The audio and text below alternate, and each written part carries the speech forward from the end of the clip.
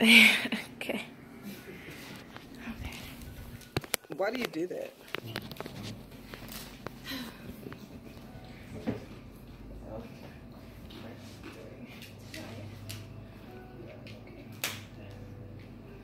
If you all don't know, I just greeted you in sign language. Most of you probably don't know what I just said. However, you should. According to the World Health Organization, over 5% of the world's population, or 466 million people, have disabling hearing loss. That's 432 million adults and 34 million children. It is estimated that by 2050, over 900 million people, or 1 in every 10 people, will have disabling hearing loss. Although only about 5% of the world is deaf, it is still a very large part of our world population. There is a big gap between the deaf and hearing people. However, one way to bridge the gap is by learning sign language. Even though you may not personally be deaf, there is a family member or coworker or friend that is. 7 million deaf people around the world use sign language. Learning sign language allows you to communicate with them and close the barrier. I learned sign language while I was in daycare before I even started kindergarten. I didn't get to truly use it until I got a job and a customer came in who was deaf. When I realized he was deaf, we struck up a conversation and he was truly grateful. Throughout my speech, I will share the history of sign language and how it has impacted the hearing and deaf community. We'll also teach a few signs that everybody should know. To start my speech, I will give you a brief history of sign language.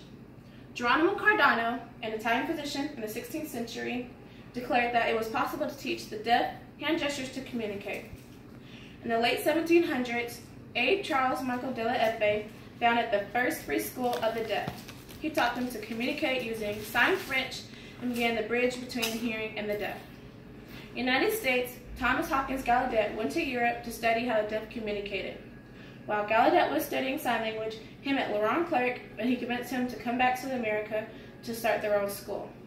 They created the American School of the Deaf in Connecticut and became the first teachers of sign language in the United States. This led to creation of many other schools, which has allowed so many to learn sign language. Now that we have discussed its history, we can move on to how sign language has impacted culture. Sign language was monumental in uniting the deaf.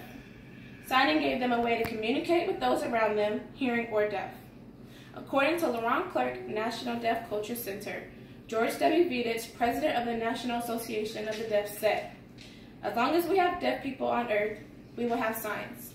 And as long as we have our films, we can preserve our beautiful sign language in its original purity."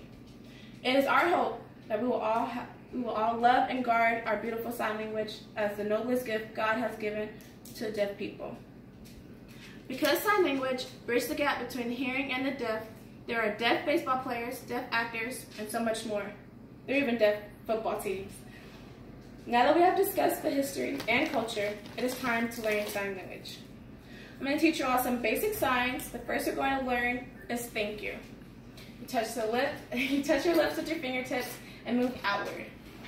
If you're feeling extremely grateful, you use both hands, as so. I've just learned how to say thank you in sign language. Now we are going to learn the phrase, nice to meet you. It's in 3 parts. First part is nice. You use the palm of your right hand and slide it across the palm of your left hand, as so. The second part is meet. You ball your fist and extend your index finger and you connect your fists. And you point it to, and you inverse it to whoever you're meeting to. If you were saying meeting me, you would inverse it backwards, but since you're meeting another person. Final part is you. You simply point at the person you're meeting. Finally, you combine all 3 signs, so it's nice to meet you.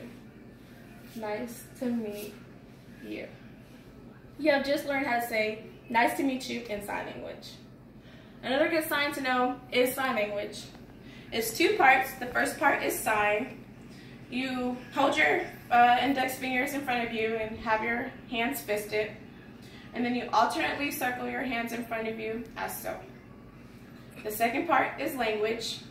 You hold both L's in front of you, facing towards each other, and then you twist them alternately.